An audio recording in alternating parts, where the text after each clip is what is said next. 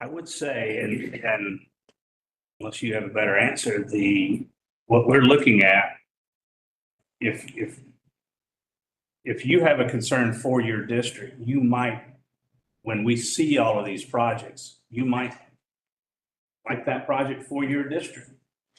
And so it's not that it's going to have, we don't have to divide it by the district to make sure that's even. That just adds a whole new level of math that's going to make things not get decided on. But I would say if there's something in your district that you really like, that's where you, I don't want to say fight for, but that's when, yeah, when it comes to voting, that's when you get to speak. And again, we'll be talking about these but before we go any further with questions, we will have presentation and there are going to be a lot of questions answered. And then afterwards, we'll kind of open it back up to some more questions because these are good questions. And I wasn't even looking expecting to hear that kind of question. And those are, to me, those are good questions. I like the process. And if we can help make the process better this time or for the next, then we're just doing our county some good. And I think that's important.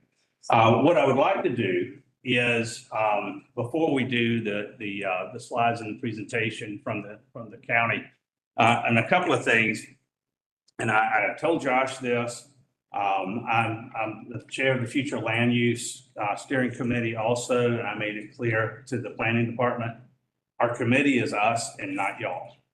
This committee is not Athens-Clarke County staff. It's important that we know that. They will not give us their opinion on we've already had the discussion. Josh said it first. I'm not going to lean y'all in a direction of what projects.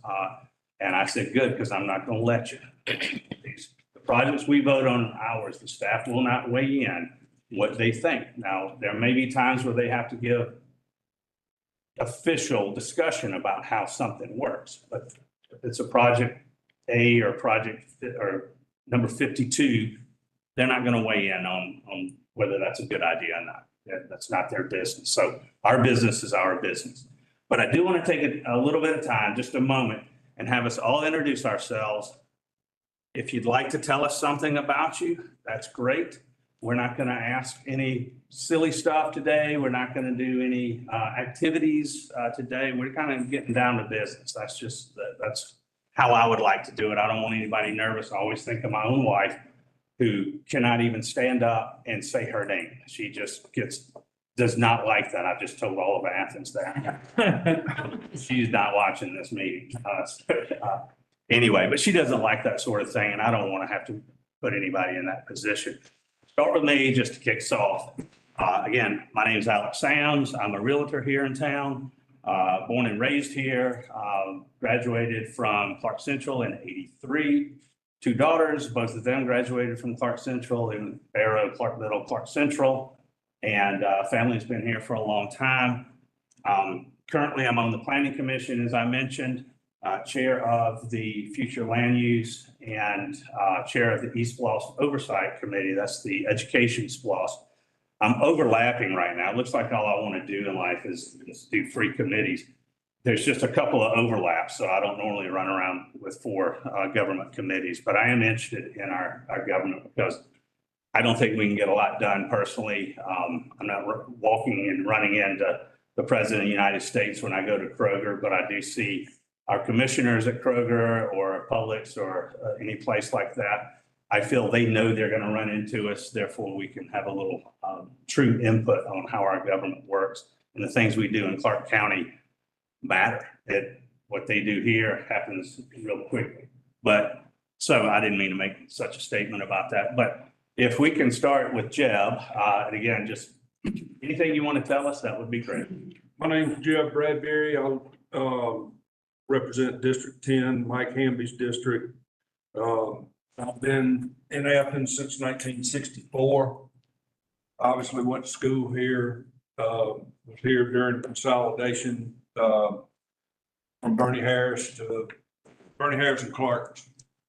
Athens High got to Clarke Central, and then I ended up graduating from Cedar Shoals. So went to 3 different buildings in high school.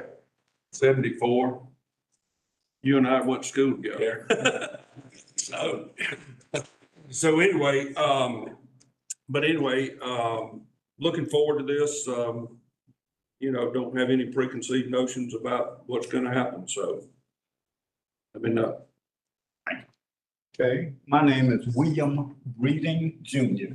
I'm originally from Greene County. I came to Athens on football scholarship because I wasn't aware that I could run track. Later, Coach Gainey told me that they had told him, don't say a word to him unless he decides to go somewhere else and play football. My success came from track and field. I was hoping to make the Olympics. In fact, I got invited to the Olympic training camp with my teammate, Melvin Latney. Never went back home to stay. I taught school here in Athens for 30 years. And I love it when my ex-students come back and say, man, I want to apologize for how bad I was.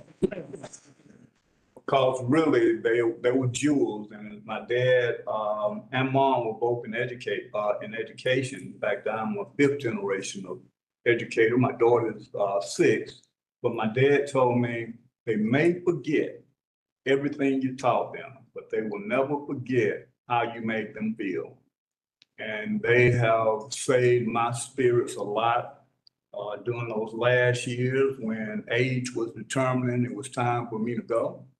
And even today, they'll come up and hug me. Or I hear someone in the grocery store say, man, that's the best teacher in the world. And the gentleman here, not next to me, but one down, I meet him quite often at his place of employment, and he keeps calling me Walter Allen. So I am William Breeden. I'm good. Hey, everybody, my name is John Kopak. It's a tough act to follow here. Born and raised in New Jersey, kicked me out of there and sent me to the University of Georgia back in '77. And they call me a damn Yankee, right? I never went back. So I've been around the Southeast since then and moved up here, a father of 3 daughters, 2 of which graduated from here. Small business owner, I sell nuts.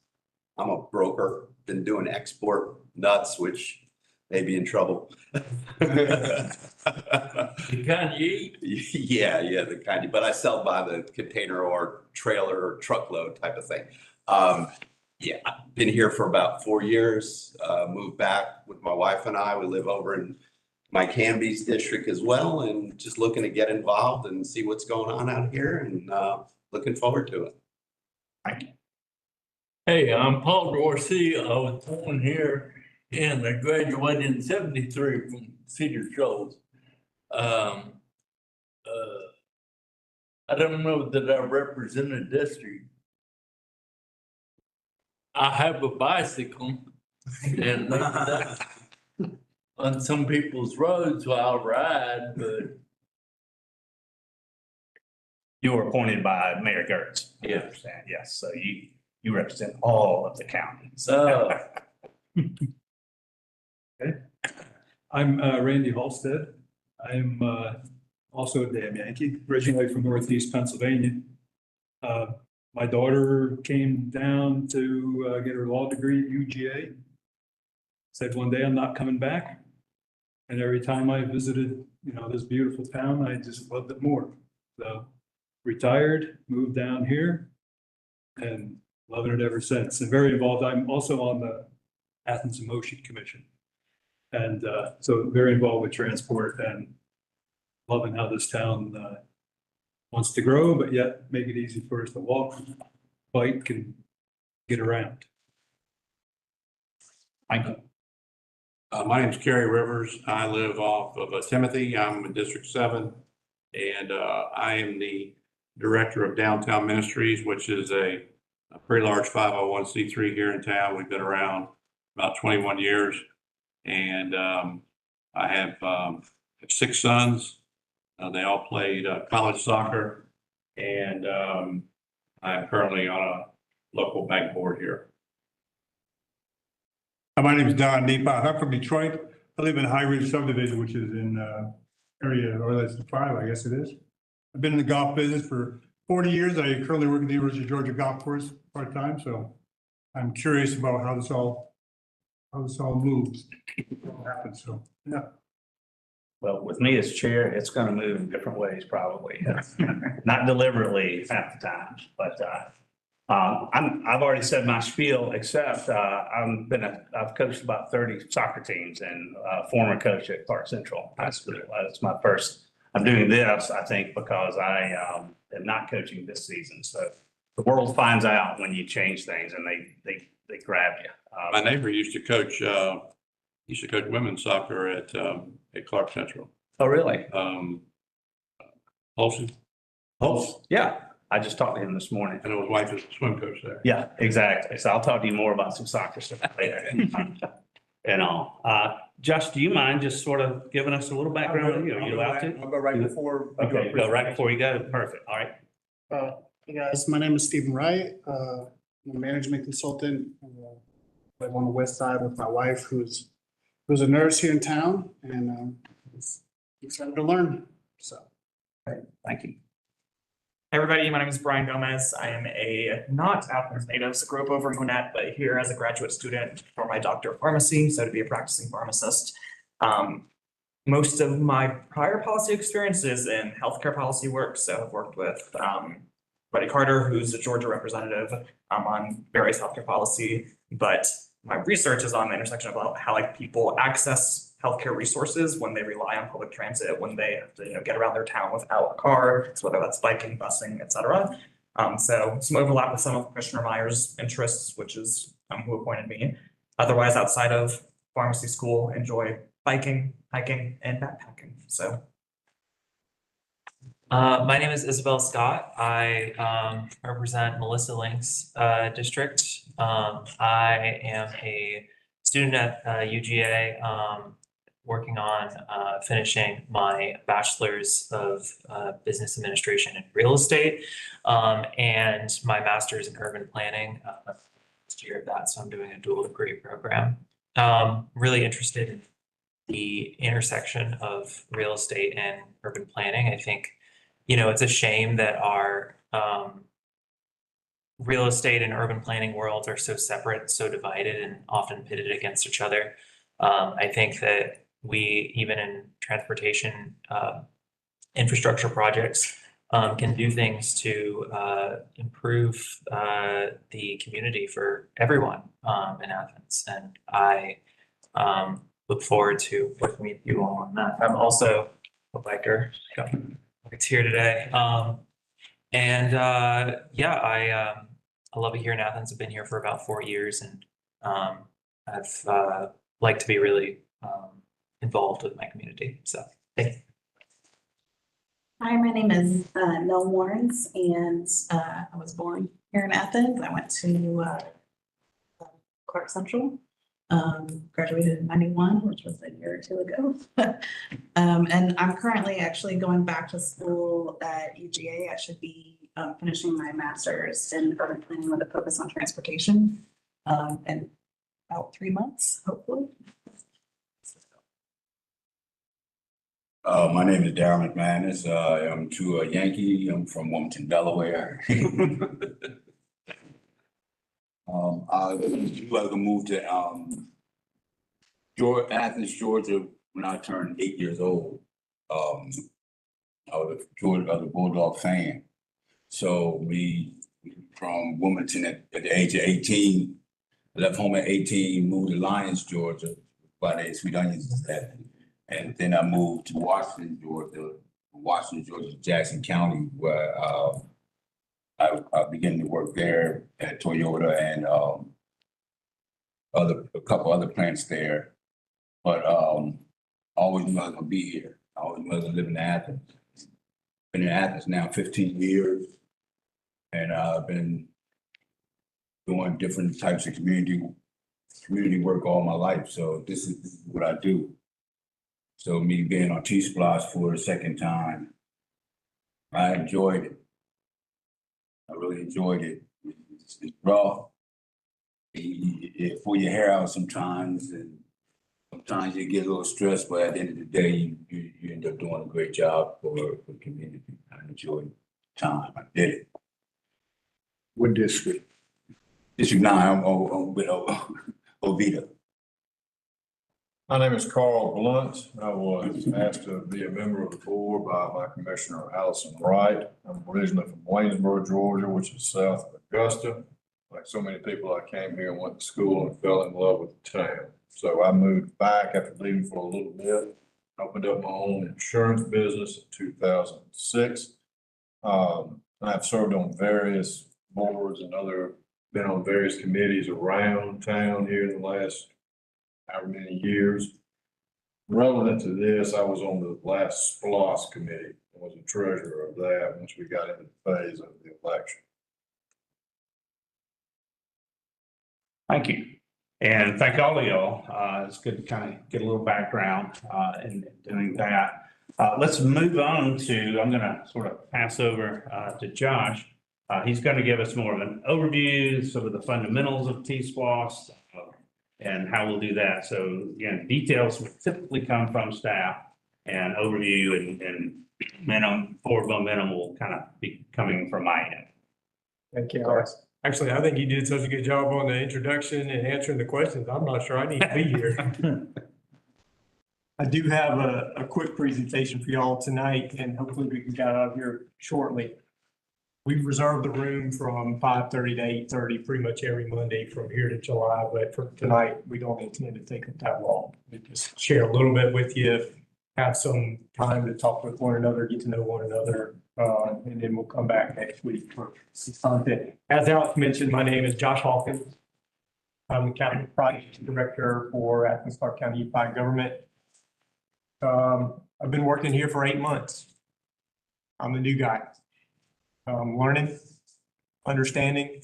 I do have 13 years of experience in a variety of positions in local government prior to here, and spent 7 years in the Army before then. We also have, as the chair mentioned, so Melissa is over here. You might get phone calls or emails from Melissa.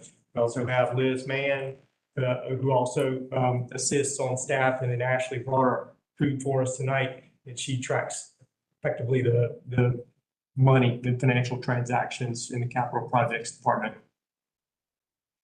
We also have a team of, I'll say a group of consultants that are helping with technical review, legal review of some of these submissions, and are communicating with applicants. You'll get an opportunity to meet them as we progress into the presentations. So in my position in the unified government, which I report directly to the county manager, but in this context, when I'm with you all, my role is to effectively serve the chair and support the decision making that you guys have to do. And as mentioned, you know, there are going to be a lot of people in front of you that are trying to persuade you that, you know, this project is best use of money, or trying to influence you in one way or another. Even if you're talking, you know, outside of meetings, talking to family and friends or whoever about this effort, you know, they might share some information with you that's trying to influence you in one way or another. There's going to be one person in your life that's not going to have an opinion on whether these projects are good projects or bad projects, whether it's a good use of money or a bad use of money. My job is to usher this process and to make sure that what's in front of you, number one, is eligible for this particular revenue source. Number two is accurate information, as accurate as we can get it anyway, and that it's sufficient. It's enough information for you to kind of form a well-informed judgment.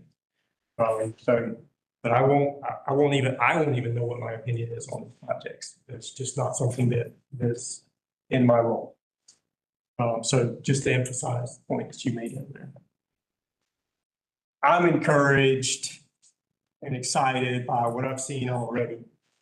I mean, I can just tell that you care. You're here already. You know, you're sacrificing something else that you could have spent your time on. And I know that each one of you have a variety of things that are probably competing for your time and your attention, and you've chosen to be here. And so I just want to express some gratitude for that. We hope that you find this meaningful. And for those that are kind of new to public service here, I know some of you have kind of been involved in other things, but if you're new to public service here, we hope that you have a positive experience and that, even after this effort is done, perhaps you find some other way to serve here locally and desire to do that. If so, we welcome that. We'll celebrate that. And that would be great. It also occurred to me the other day that some of you might be kind of getting into this effort if you're familiar with what it is, thinking, man, I don't really know anything about roads. I don't know anything about stormwater or local government. I'm not really sure what I'm going to be able to provide in this effort here. And if that is what you're thinking, I just wanted to offer to you and assure you, whatever your life experiences are, they're going to serve you well here in this effort, right? Obviously, there will be chances to learn about new things, but you're not expected to become an engineer in the next couple of months. As long as you're thoughtful and attentive to what's being offered to you, the product that we generate for the Mayor and Commission, it will be better for your input, with your input. So I wanted to share those things. Tonight, I just got a little bit of information, just context, just fundamentals. It's not stuff you're going to need to remember, and obviously it's being recorded. So if there's something in here that you want to go back and review or have questions on, you can go back and watch it. But hopefully you leave here tonight with a little bit clearer picture of why this group's been assembled together. And then we'll save kind of for next week, looking more specifically at project review and what we'll be doing over the next few months, things that we've asked to be included in the applications, things that the Mayor and Commission has asked us specifically to consider, pay attention to, whether that's the impact on the general fund or the bottom line, those are things we'll look at kind of next Monday. I'll also bring your attention to, you have some handouts there. One is the agenda for tonight, which we're loosely following. One is the program goals and selection criteria, which is a document that was approved by Mayor and Commission that kind of outlines what we're supposed to be doing here. And then the third is the charge and duties. I'm not going to read it, just take those home, read through them. If you have any questions, let us know. Most of the content in those things we will kind of are embedded kind of in some of the material that you'll see here. But that is kind of the summary of what the Mayor and Commission has asked us to do. There are some things that they haven't asked us to do, but these are the things that, they specifically said, here's what we need help on. Here's what we need help on. Here's what we'd like for you to do, and then provide back to us. So those are the printouts that you have. Another thing that we'll provide next week is a list of all the members here and contact information. Still, there's some that, obviously this isn't full group. We still need to kind of formalize the full group. And once we get a better list, pass that out, hopefully next week. All right.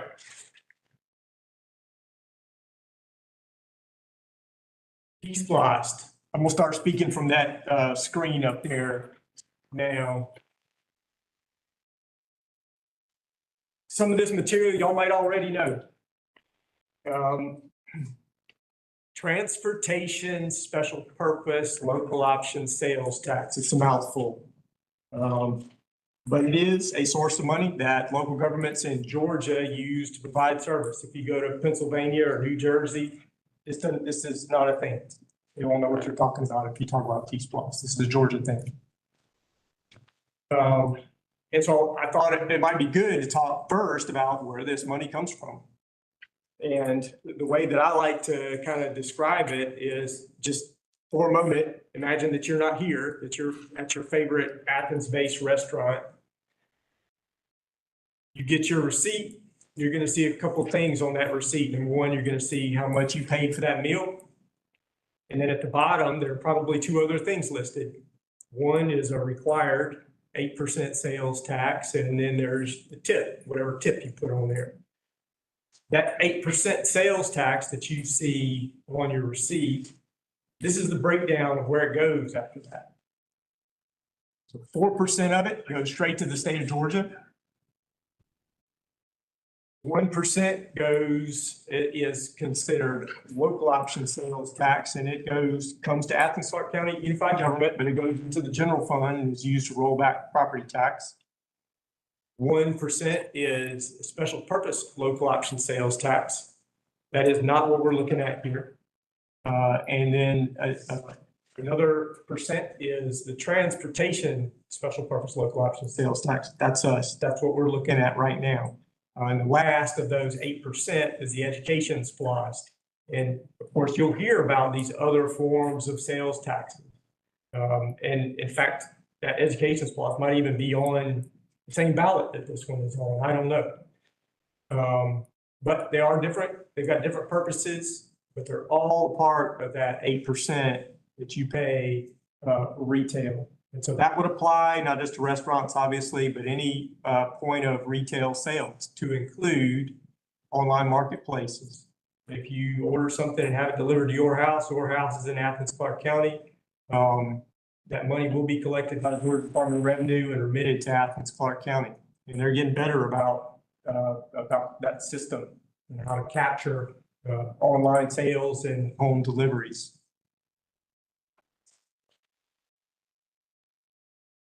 The words special purpose there, I'll share this because sometimes it comes up. And this might just be Josh, but it just, special purpose means that it's limited in how you can use it. It's not a general fund. It's not a general purpose, which you might find in the general fund, which has a very broad range of possible uses. All right, go ahead, Melissa. I'm sorry. So I think it's also important to point out kind of what TSPLOST is not. We've talked about some of those. It's not the education SPLOST. It's used to construct schools. It's not what I call normal SPLOST, which is another set. And yeah, you're not going to be able to see that. I'll kind of describe what's on your screen. But it's also Athens-Clarke County specific. The sales that occur inside of Athens-Clarke County, that sales tax comes back to Athens-Clarke County. We talk about the normal SPLOST, the other SPLOST dollar. It's pretty uniform across Georgia. You know, if there was the same map right here, so this map represents TSPLOST as it is across Georgia. Those green areas right there are regional TSPLOST. So it's collected throughout the region. It's used on a list in that entire region right there. Athens-Clarke County, which is circled in orange right there, we're a single county TSPLOST. Collected here comes back to us. And the ones in white, they don't have a TSPLOST at all, at least as of April 2023, which is that map. So, you know, it's different from place to place in Georgia, whether or not it's collected, and if it's collected, how it's collected.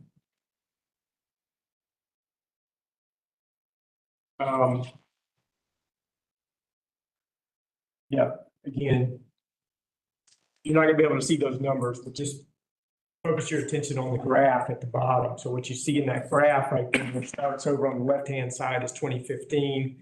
On the right-hand side is 2024. The green area right there is TSPLOST. And as you can see, it didn't always exist. 2018 was the first year that Athens-Clarke County had a single county TSPLOST. And I think that was the first year that a single county TSPLOST was even possible. Now, if you carry that blue line, the blue and the red on back, it goes all the way back to the 80s, normal SPLOST. So TSPLOST is a relatively new thing. No. Stay on that one, Melissa. Part of what we do as staff is kind of track as these revenues are actually coming in and project into future years. And you'll see in a moment why it's important to do that. Up at the top there, though, you see local option sales tax collections. In the middle is normal SPLOST collections. And on the right side is transportation SPLOST collections. They're slightly different from one another. The sales tax applies to a little bit different transactions, but they're mostly the same and they follow the same trends. What you would see if you could read that, though, is in 2022 and 2023, the rate of collections went up significantly. We project out and assume maybe 2, 3, 4% increase every year seems reasonable. Well, what we actually experienced was, those first 2 years, they're 7% approximately. And then you see 15%, 10% over the next 2 years, which means those collections are coming in faster than they were projected at the time that the referendum came in. And it means that we've got some decisions to make here and see what those were here coming up. One final thing that I'll point out here is that in 1 year, that 1% of TSPLOST results in $35 million of collections, or it did at least in fiscal year 2024. Before I move on, any questions? I know I threw a bunch of numbers at you there. Any questions about what's on that slide? This is an extract from my government's financial statements, by the way. I didn't make this. Why the big increase that 1 year when it went to 15%? It's a great question. There's only some explanation that I could even offer, right? I mean, we don't really know, but that was COVID years, and there were some increase in online sales and deliveries and that sort of thing. But I think the general answer to that question is I don't know. And there's only some level of detail that is even available to us in sales tax collections, right? So it's a great question that I'm answering. National championship. Sorry? National championship year. Certainly. Parallel. You do see a difference during football season in monthly collections, but those are also, months that students are coming back and buying things for the academic year, their variety of, but certainly football has an impact. Right. There was, if I can say this too, just my experience with TSPLOST. I don't remember what year, and it may not be that year, but at one point, if you ordered something online and it was like directly from Amazon, you paid sales tax. But if it was Jeb Bradbury selling his harmonicas, it wouldn't get, he doesn't sell harmonicas, by the way, but you wouldn't pay sales tax. And then Georgia kicked that in somewhere right in the end or middle of the pandemic time. So that gave a natural bump too. I don't know if that was it or not, but that had a All right, Melissa, next. So back to the restaurant and quickly. Every month, that restaurant is going to remit whatever sales tax transaction, whatever sales tax they collected, remit it to the Department of Revenue. Department of Revenue turns around and sends a check to Athens-Clarke County. Athens-Clarke County gets it, it's deposited in this capital project fund right here. So this is, what you're looking at is a very simplified view of the kind of financial funds that Athens-Clarke County Unified Government has. On that left side is what I want to draw your attention to. That's the general fund. General fund, we think about general fund, primary revenue source there is what? Property tax. So one of the things that the American Commission has asked us to pay attention to as we think about these projects, these capital projects, when you look at that, you might think that, well, we're just talking about TSPLOST, we're not talking about the general fund or any of these other funds. So it kind of stands alone, it sits alone. However, any project will likely have implications and impacts beyond just that fund that's in it, it's the TSPLOST fund. What we do with this, what the American Commission chooses to do with this money, what they don't do with that money, it will have an impact either on the general fund or one of these other funds. And we just need to be aware of that, pay attention to that, and understand that, yes, it does happen. Next slide, Melissa. Okay, so I think there's a couple of things that I want to draw your attention to here. Obviously, you're not going to be able to read this. I'll kind of describe what you're looking at. These are pages out of the A to Z guide if you're familiar with the Athens-Clarke County A to Z guide, the columns there are the different referendums in the past. So there's 4 different referendums up there: TSPLOST 2020, TSPLOST 2011, TSPLOST 23, and TSPLOST 2018. What we're working on here is going to be TSPLOST 2026. So you'll have another column there of TSPLOST.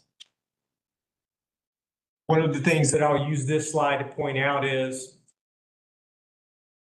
what gives us the authority, what gives Athens-Clarke County the authority to even levy this tax at all? And the answer there is we ask for the voters' permission through a ballot referendum.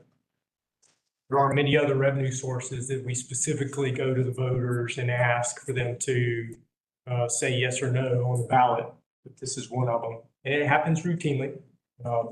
It's designed to happen every 5 years, but this information shows why, at least in this case, it's not strictly every 5 years.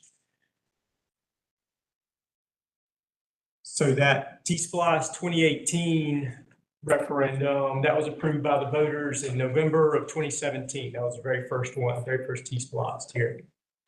Had a number of projects on it. It had a budget of $109 million.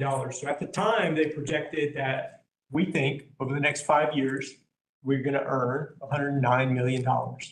And at the time, what the law said was, once you earn that $109 millionth dollar,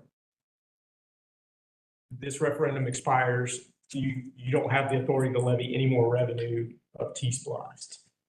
That puts staff in Athens-Clarke County in a position to continue to monitor when we think we're going to receive that $109 millionth dollar, and then go to our election staff and say, okay, so which ballot does a renewal need to be on in order to make sure that once that one expires, the new one begins. And that's exactly what happened at TSPLOST 2023. You can see that there wasn't a full 5 years there. It's about 4.5 in between collection periods. And here, because we experienced that increase in collections, they expected that the collection would expire in September of 2027. Our projections at the moment is that we will receive the $150 millionth dollar in TSPLOST 2023 in the fourth quarter of 2026. What that means for us is that it needs to be on the ballot in May of 2026, which is what we're looking at. When we look at the timeline, you'll see that. There will be some other things on that ballot. It's the general primary for governor's race. It'll be the mayor's race. And I don't know what else will be on the ballot. That gives us something to backwards plan for. And now here we are, helping to put together a product of exactly what we'll be asking voters to approve or not approve.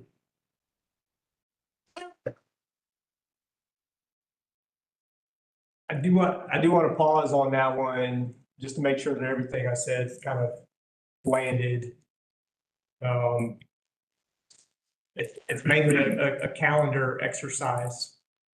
Finance staff helps us with the projections, and then we apply that to the elections calendar to determine when things should be renewed. And at the moment, Mayor and Commission has said, yes, we want it on the May ballot. We want to start this process of getting it renewed before it expires. You said it changed, the law changed right here. Yes, I did. Thank you. Thank you for that question. So if y'all didn't hear the question, I made the comment that the law at the time was that, once we receive whatever our projection is in terms of dollars, that's when this referendum expires. And that's the case for all 4 that you see up there on the screen. They are all what I call dollar limited. TSPLOST 2020, so right after that TSPLOST 2023 resolution was passed, the legislature changed the law and said, okay, we'll allow it regardless of what the collections are, we'll allow it to be a full 5 years. So TSPLOST 2026 will be a full 5 years. We still have to do the projection, determine what our budget's gonna be for these projects. But they've said you can levy a TSPLOST if it's approved on the ballot for a full next 5 years. So in this case, that would be calendar year 2027 through calendar year 2031. But thank you for the question. And that is a distinction between previous referendums and this one. John, Yes, sir. so anything we're looking at right now is not approved, right? I mean, any of these projects, we don't know that they're approved, or we do know that the money is there waiting for us to spend. The money will be received over that 5 year period. So we'll start to collect in 2027, and then we'll receive the last dollar at the end of 2031, presumably. Right. So If it's that's approved. one question. But I think your first question is, are any of the projects that we're about to look at, have they been approved? And the answer to that is no, absolutely not. That's what we're here to do, is kind of Right. sort through all that information and suggest to the mayor and commission what is a good use of, what's the best use of this money? What projects should rise to the top, be on this list? So what you see there kind of going down in that column is the past projects that have made the cut. Used a similar process every time. And, these are the projects that rose to the top and were the ones that mayor and commission set as projects that would be voted on. And yes, we're not there yet. What we have done so far is ask the public for ideas on projects. Currently is the review process, and this is some of the stuff we'll talk about next Monday. And then what you will see is a presentation on each one of those projects that have been submitted. Question. So it is possible that the next TSPLOST that's on the ballot fails. All of the, where you answered it. Because like, I'm looking up on the board right there, we got 34 projects for, 150,000, you got. But 19 projects over there and 109,000, then you're gonna turn around and give me 71 projects for 60,000. Make the math make sense. 60 million. You give me 71 projects with 60 million. Yeah. You got 34 projects up there for, and have 150 million. But there were projects that got turned down. Oh, no, I promise you, most of them got.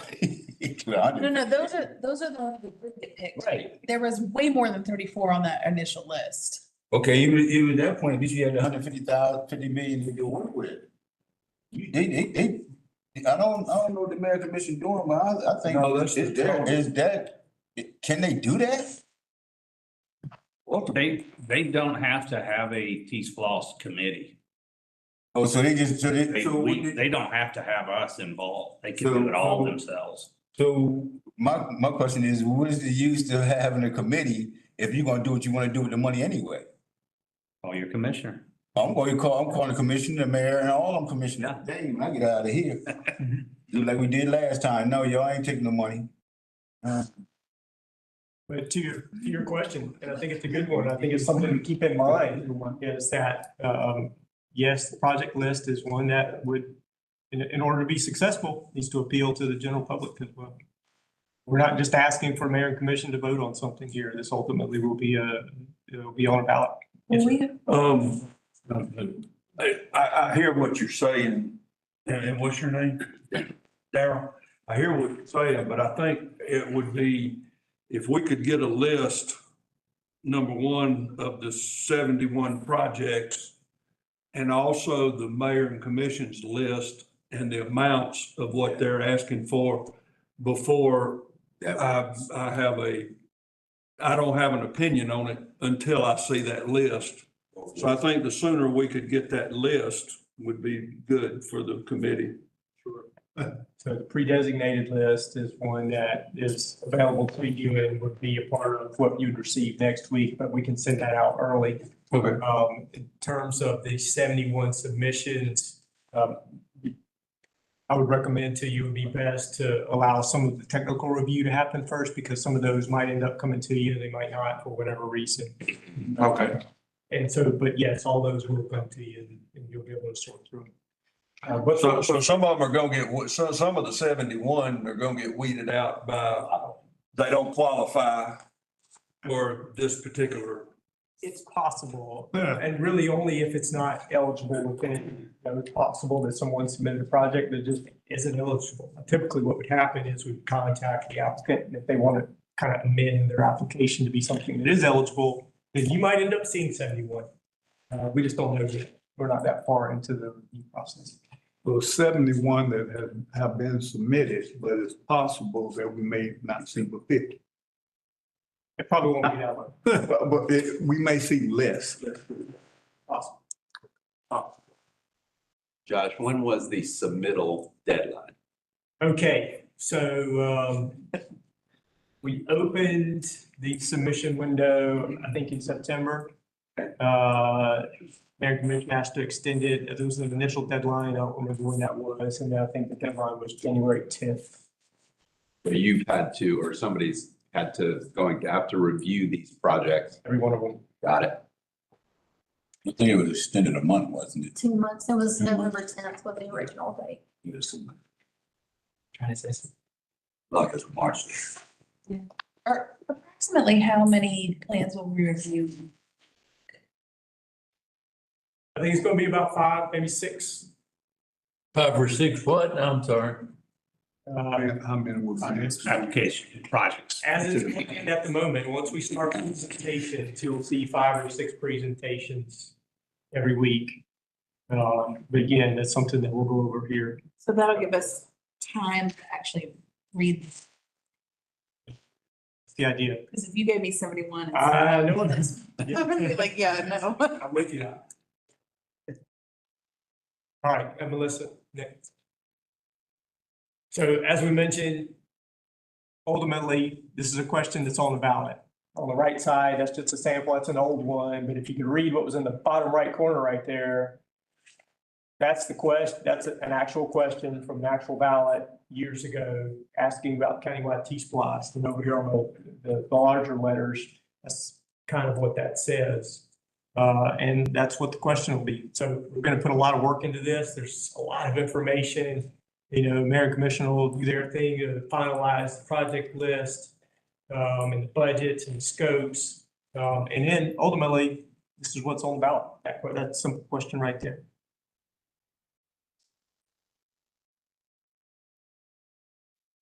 Everything before this date is kind of, you'll hear me talk about pre-referendum effort.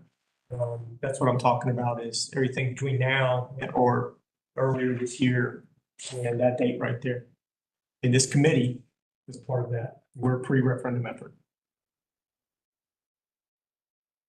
Question's still kind of confusing now, not to exceed 200 million. I know. So that's an old question under the old law. Fantastic. Thank you for pointing that out. I think it'll look just slightly different in the next one.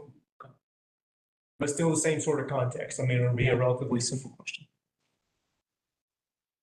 All right, this is just kind of an illustration. This is out of an ACCG guide, a guide that's published for us on SPLOST. It just kind of lays out, you know, Georgia law is, it really doesn't say a lot about what we have to do before the referendum. I mean, there are a couple things up there that are just, you know, blocks that need to be checked. But it leaves up to the local government how we put together what projects, you know, how we put it together. We get to decide that locally. And so this is just to illustrate, you know, these are the requirements, and it's pretty simple. And then just to point out that keep in mind, there are some places that do the bare minimum. They take this right here, this is what the law says, that's exactly what we're gonna do. And it's, you know, minimal amount of people involved in putting together what these referendums are gonna ultimately pay for. Contrast that with, and then next, Melissa. So still can't read this, I know, but I'll describe what you're looking at. This is what Athens does with it. And there's two things that are kind of distinct that I'll point out here that makes Athens a little bit different from other places. course, we developed this kind of interactive process between the public and the government. And in my mind, it's kind of an act of transparency and democracy itself, essentially asking for help to make this decision. If you've been watching any of the meetings, you see there are the agendas that the mayor and commission have. There's a lot of agenda items, a lot of documentation go along with it, and they recognize that, at least this is my impression, they recognize that, for some of these things, we just like to have some help from the public. Ultimately, this is that who this will serve. And this is a consequential decision.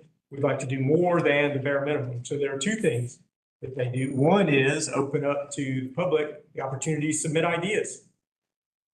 There might be another place in Georgia that does that, but I don't know where it is. I don't know where it is. So that's one act that the Mayor and Commission have taken on their own, out of choice. And then the second is effectively this group right here. And that, you get to use your own judgment, you get to pass judgment on these projects. There isn't a grading rubric that we're just saying, okay, yeah, that's fine. Nope, you get to use whatever judgment you bring into the room. And it might be based on what district you're from. It might be based on something else. You might be thinking about future generations and which project is going to serve, the next generation best, or all of Athens, or however you want to judge these projects, you get to do that. And so those two things together kind of make Athens distinct. Can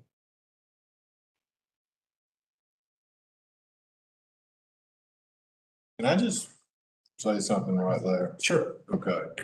And again, this is just my experience from being on the SPLOST committee. As has already been said, I think that needs to be repeated. Most other counties and municipalities, when it's groups of municipalities, they don't do any of this. They don't have this group. They don't have these people that come in from the general public and pitch ideas. And unless it's something that is patently ridiculous, like, I want to build a 4-lane highway that goes from Atlanta straight to my house, they will basically let anybody come up there and talk. We had quite a few on the SPLOST committee. Just out of curiosity, has anyone else served on a committee, a SPLOST, TSPLOST, eSPLOST? Okay. We had a few people come in that seemed like they were ridiculous ideas that we still heard, we listened, we gave a vote, and we, with those, did not vote for them, the ones that were clearly ridiculous. So my point is, most places don't do this. They don't allow even this. And our opinion is going to matter on a lot of these projects. And yes, in this particular case, it seems like they have earmarked a lot of this. Having an enormous amount of choice, though, can be a double-edged sword, because we're going to have a lot to go through, even in the 71 that we have. And you're going to have people get in here that are going to be from the county, and they're going to say, we have to get this done. I mean, there were, again, multiple occasions in the SPLOST committee where we were sitting there going, why are we even looking at this? We apparently have to do this. So, yeah, I hear what everybody's saying, where it's like, yeah, well, so much of this money has already been swirled away on things. I can certainly see when it comes to road improvements and things like that, where, yeah, they have to be. They have to be earmarked, because it's stuff that has to get done. So anyway, I just wanted to express my opinion because I thought that might shed a little light on that. And I'll concur there as well. I've looked at the pre-designation that's available from a past mayor and commission meeting, and we might disagree on the process of how that pre-designation was allocated. And in the future, perhaps it might be prudent for the mayor and commission to allow more citizen inputs on how much they are or aren't pre-designated. But most of the funds, as we'll all see, are for very common sense, routine maintenance, absolute needs. It's repairing failing roads, it's filling potholes, it's making sure that streets that flood in Athens-Clarke County when it rains because there isn't adequate drainage, get drainage solutions. So it is a huge chunk of money. I recognize that. I think it is work that we would otherwise choose to approve funds for if mayor and commission hadn't already done it. And that vote was based off of a series of staff provided options, which were well informed based off of the needs of the various agencies and departments within the county. So just want to concur with that. We might disagree with how that number was voted upon, but I would rather not get too caught up in that and stall the progress we need to make on reviewing 71 projects by trying to fight backwards to get more control over a larger sum of money. Because this is the other thing, unless this is different with TSPLOST, we're going to be asked to be part of the campaign to get people to vote for this. That's another, is that something we're gonna be responsible for? All right, so that's the next level of this, because there can be no county people involved in that, correct? Right. In terms of that campaign. So we're gonna have to do this, then some of us are gonna have to run a campaign after that, try and get people to vote. Yeah, I was at the mayor and commission meeting where they discussed this, pre-allocating the 140 million or whatever. To an extent, I agree. I think that, for the most part, it is, for things that were largely necessary. And at the same time, I think that,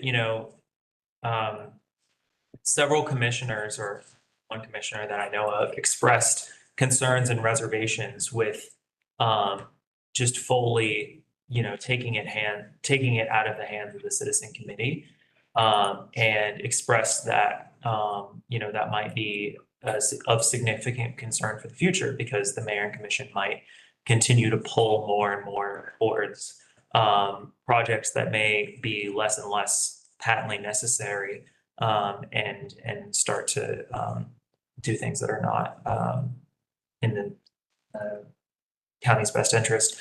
And so, I mean, what I would say, in my opinion, and each their own, but in my opinion, if you're disappointed with the way that the commission voted on that, speak to your commissioner and tell them how you believe that they should have given the power in our hands, and in the citizens' hands, and make that clear. But I agree that, we shouldn't necessarily have to stall this process or anything like that. I think, we have a lot to get to in that regard. So I think that we should move forward as best we can with the projects at hand. So. Last two things that I will point out on the slide, and then I'll stop talking. What's circled up there are two dates that if there's anything that you remember about, today, that circle at the bottom is when the referendum will be, that's May of 2026. And the one kind of at the top in the middle is July 8th of 2025, which is the date that a work session is scheduled with the Mayor Commission. And that's the date that we have scheduled to present potential projects. You'll hear that word again, potential project. Potential meaning this is a reflection of 150% of whatever budget we're given. So if we expect this to be a $200 million program, 140 million has been designated by the Mayor Commission, and that gives us a $60 million budget. 150% of that would be $90 million. So we're looking to take 71 submissions, which at the moment add up to $587 million. Find out what the top 10% is. And it's going to be a journey. It's going to be tough. This was, and I guess a point that I'll make is that this environment was structured for disagreement. That's what we're supposed to get in here and do, right? I think that's going to result in a better product. And that's okay. I mean, we're already hearing a little bit of that, and that's good. I will ask probably to remember one thing. In some ways, we're here to act as individuals and, offer opinions and your own perspectives and raise issues. And in the end, you'll be filling out this recommended sort of budget individually. But in other ways, there's 22 members here. It's a relatively large committee. We want to make sure that individual voice is heard, but the recommendation that we'll make on July 8th is as a collective group. And that part is it's gonna be challenging, not only to consume all the information, but then to, get to know one another and produce something that we all feel like is something good. Something that's useful, for mayor and commission, because once that's done, there will be some more work. Our work doesn't end there. I don't want to give that impression. But that is an important date on the calendar. And then, fourth quarter of this year, what you would see if you could read that is mayor and commission have their own sort of struggles and challenges to wrestle with towards the end of this year in finalizing scopes and budgets and project lists and working with Winterville and Bogart. I mean, there's a number of things that still need to happen there by December. So in some ways we act as an individual, but we're producing something collectively as a group. Is there any advantage to the number that necessarily we accomplish, we permit out of the 71, we want to necessarily shoot for a high percentage of those? No. I mean, I would say, if I may, as chair, yeah, the answer is no. We want the quality projects. And there's, in the information you've been given, there's kind of what stipulates what we're looking for. It has to be within a certain guardrail. But it's good projects that serve the people. So I don't think, to me as chair, it's not important that we get half of those or a fourth of those, or I'm not concerned about that. I want the good projects, and that's what we need to go toward. and we'll be given enough information to say that's good. If it's not, then it's less good. I think if somebody didn't do enough on their project because they're gonna come up here and do a song and dance. I mean, they're gonna be selling. They should be, because they're competing against 70 others. So they need to be taking it seriously.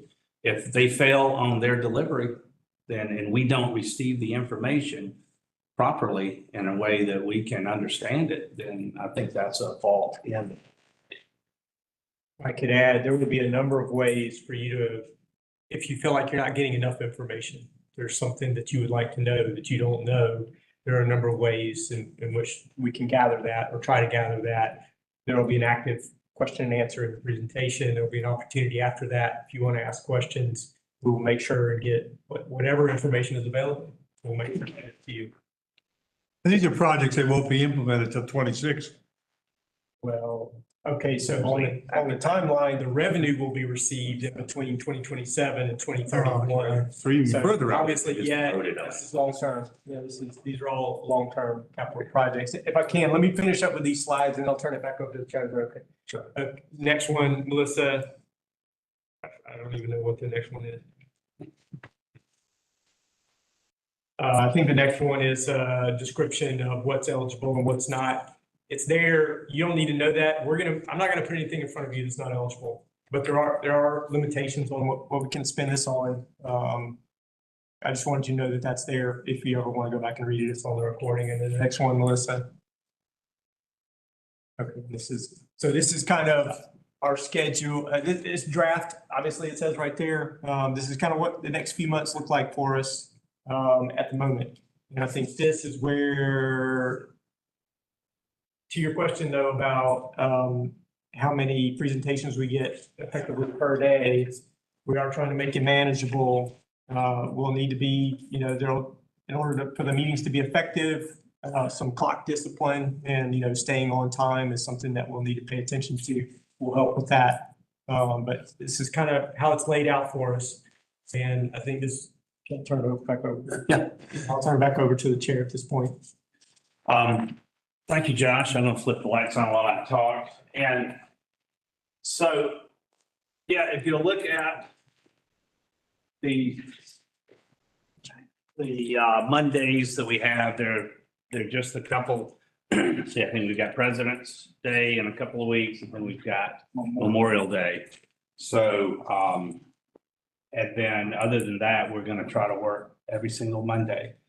I think it's important that you know that you do matter. if you're here, then your commissioner is counting on you. Therefore, the mayor's counting on you and your citizens are counting on you. I know that sounds kind of silly, but we need to be here. But we're not gonna always be here. And so if you can't be here, you can't be here.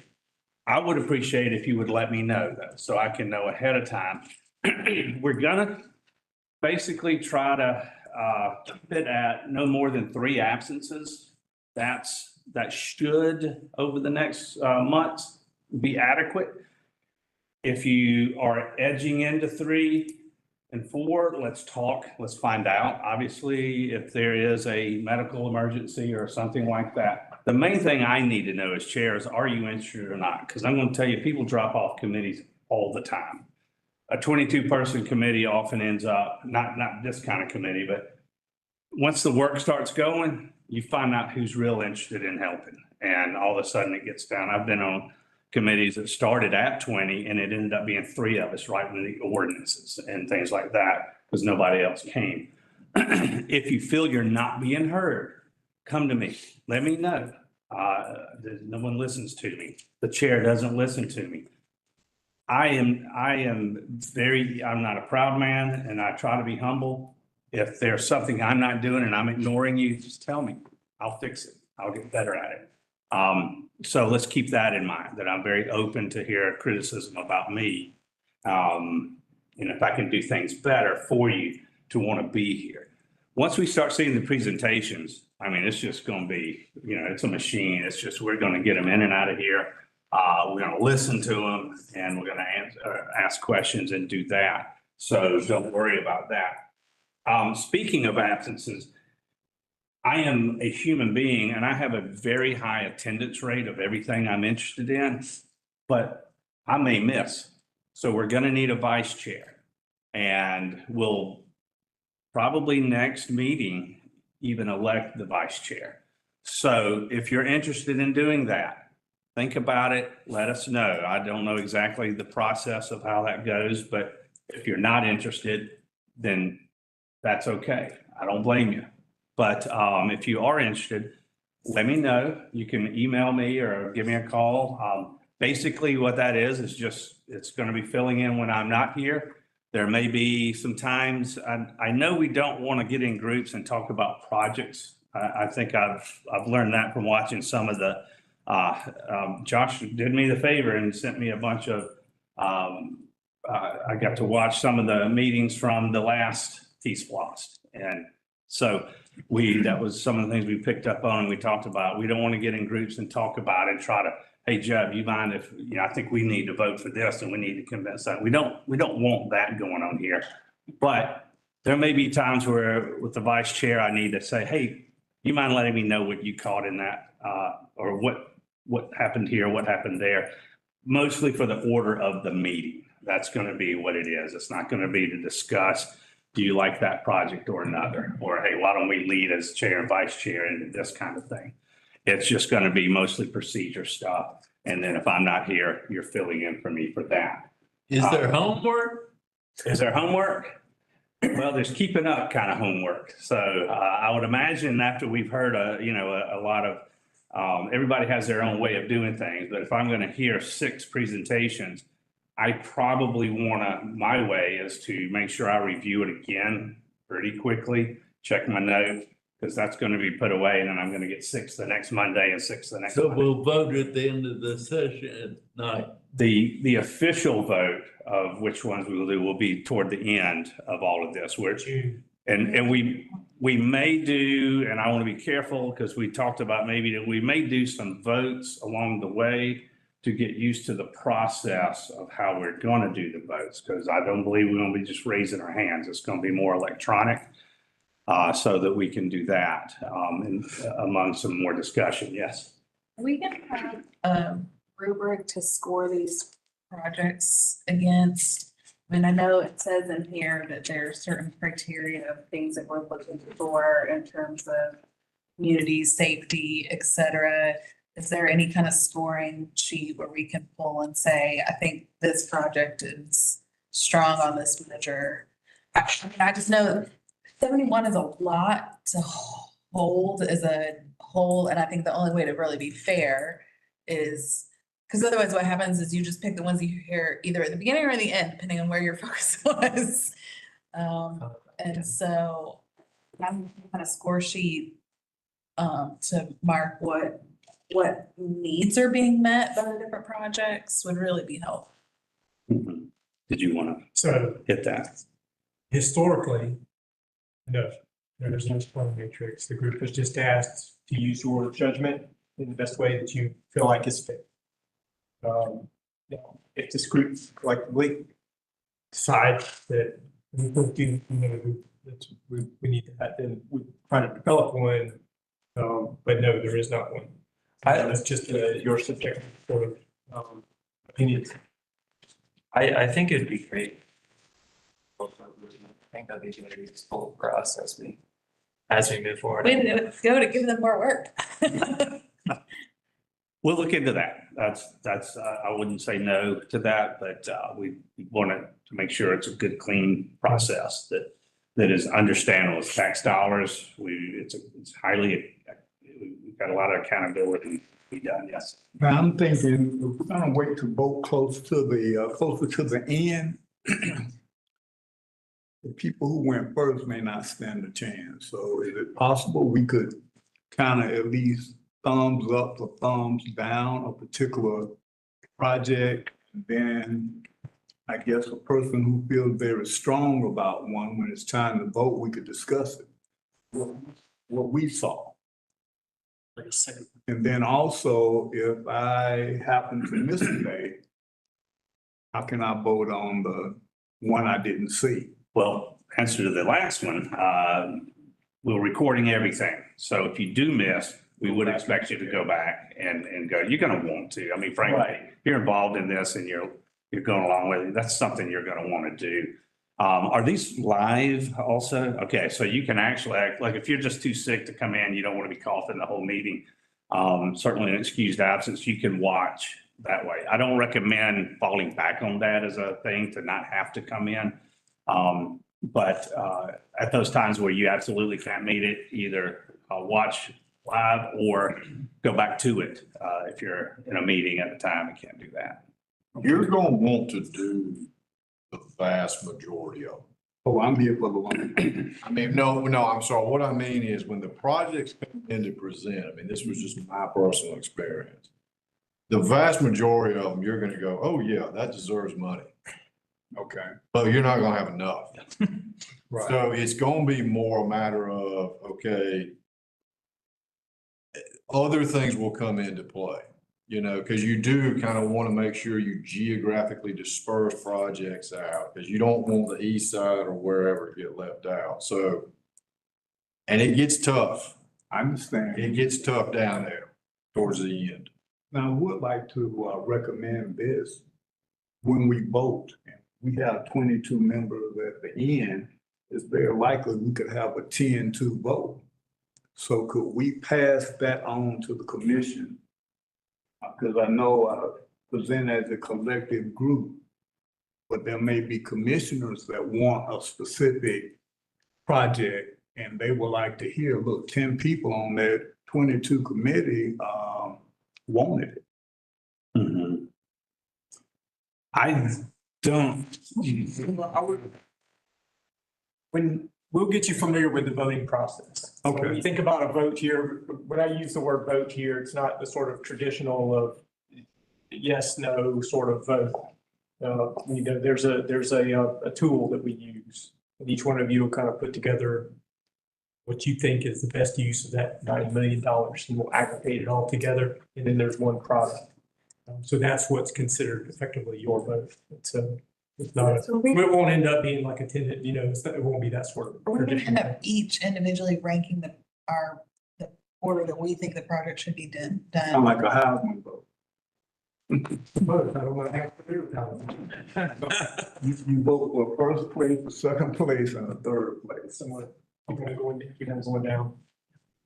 But we'll get more familiar with it, and I promise, and that's some feedback we've gotten from previous groups is, I wish I had known exactly how we were gonna apply all this information earlier. And so what we're going to try to do is build in some time on these, on some of these presentation days to actually go through a miniature version of what that looks like. It won't, be applied to anything.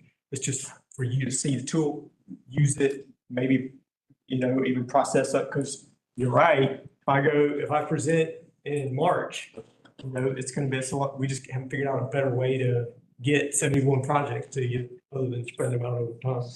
But if we can kind of process that information occasionally over the next couple of months, then maybe that'll help.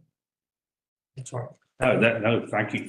And Josh did do a good, we talked about what order to present in and how to do this. And he has grouped them, again, instead of just first come, first serve. If you were the first to hand in an application, you're the first to do it. We're not doing that. We're putting them in an order that's going to make sense. Some of it will be geographic order. Some of it will be type of request, so that hopefully each day mixes in properly. So your brain kind of gets on that sort of thing. This is all the sidewalks, a lot of sidewalks, or this is all the bridges. I'm making all this up, but so it has to, or this is all off of Timothy Road area, Timothy and that side of town, or all 5 points. So it's going to land in to make sense, which will hopefully bring your memory back to it as you're trying to go back, so that those early ones will at least stay in your brain once you wrap that around and go back to those early days, because we don't want anybody at a disadvantage. But we've got to get them put together somehow and moving forward. Are we going to be maybe even approached by people asking us to defend what we had questions about? And that's leading to one thing I wanted to make sure we talked about. Anything can happen on the streets of Athens. So, yes and no and maybe. You will have people ask you about this. If they know something about it, if they're presenting, and they know you, I would go up to you and say, what did you think? Is there anything should I get back, and the stance that we need to have, I'm going to jump back to media. I don't think the media is going to be that particularly interested in talking to us while we're doing this, because we haven't done much of anything. Even while we're seeing the presentations, we're just seeing presentations. If the media says, what did you like? What we prefer you do is not discuss with the media, because we haven't voted on anything. Like we don't have anything to tell anybody that's official. So if you say something, you're not speaking for us, because we haven't spoken. So, and I'm going to be the same way. If somebody official does come to you and say something, if you'll refer them to me, and I'm probably going to ping them right over to Josh, because I don't have anything to tell them either, except I liked everybody in the room. That's about as far as that's going to go with me, because we don't do anything until we do our vote.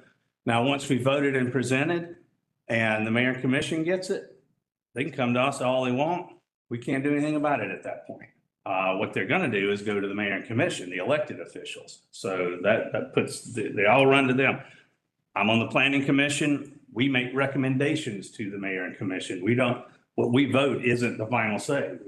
We're putting a recommendation that goes to the mayor and commission, and then they politically have to handle a lot of the people saying you got to do it, don't do it, and all of that. And then they change their minds, or not their minds, but they go differently than we do. And again, they may do that here. But yeah, you may have some people asking, and I think it's fair to friends and people, tell them what TSPLOST is all about and go that far with it. But I probably would stay away from talking about specific projects. I just know from experience, you can get yourself in trouble, because people will catch the darndest thing from a sentence that you give. And I'm bad about that. I love to talk, as you can tell. And I'm telling you, you can get misquoted and real fast. And all of a sudden, now we're doing, and staff is having to deal with that, or I'm having to deal with it. And it was just a simple, honest you know, sky seemed pretty blue to me, and it's like, well, I didn't see it blue, it's pretty gray, and now you said something. So, but any other questions? Did I cover everything that we need on this? So our next meeting is gonna be next Monday at the same time, and, will it be pretty much the same amount of time? We'll try to get out of here at 7 and not even go over. However, 5:30. I'm sorry, 5:30. Did I say 5? Same time. We'll have food at 5 again. Okay. So, yeah, The what? food will be at 5. Oh, okay, I got you. So yeah, food will be at 5. And so the next meeting will also be more orientation. And then the following meeting will be what we hope will be presentations. Well, yes, Aren't the we- meeting, but yeah, there's a it'll week be in after. between where there's. Yeah, it'll be after President's Day. So we'll be doing that. You've got my information somewhere. If you have questions, let me know.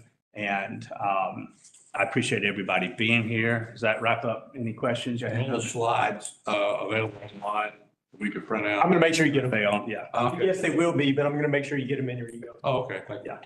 Alex, does each of the projects do a one-time shot? One presentation? They present one time.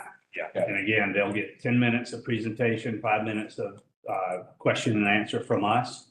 And then there's a 5-minute switcheroo, and then it's 10 minutes. I mean, it's going to be kind of clockwork, but that's good. Our brains like that. Yes. I don't represent a district. Do other people represent a district? Yeah, that's a good question. They've been asked by their representative, their commissioner, to be on this. I don't see, now, this is where I like to talk and maybe get in trouble. I don't think you should only be concerned about what is just in your district, because that's just coming at us. I mean, it's not like every district got 5 to give to us to look at. So your district may not have many. My district may have a ton of them. I don't have any idea. I haven't seen all of this and that. So, no, you're asked by the mayor, so you have no district to represent. We're all here representing Clarke County for the best projects. Our districts, like everything is going to impact each other, like they're not existent in complete isolation. So if there's a substantial improvement on Atlanta Highway or Lexington or something like that is something that's going to impact everyone, not just, our specific district. How were all of us picked? Each commissioner was asked to identify 2 people to be on the committee, and they typically would go ask, like John Culpepper is my commissioner. So he asked me, would I be interested in this a little while ago? And I said, yes. So that's how most of it is. But he never said, and it's not my duty to only look at things that are good for that. Because a lot of these projects are going to cross over. They're not going to be just for a district. So it'll span over a lot of different districts. So I wouldn't look at it as much like that, but I would have no problem if one landed in your district, even though you're asked by the mayor and you know that real well, like, man, we could use some sidewalks there. You're going to get a little more passionate about that because maybe you walk in that mud all the time. And so it makes sense that you would like that project. Nothing wrong with that. Yeah, but we all take 316 of Atlanta, so. All right, anything else? All right, thank y'all very much. We'll see y'all on Monday. Adjourn. If you have not signed up for one of these sign-in sheets, please do so before you leave, and take some pizza with you.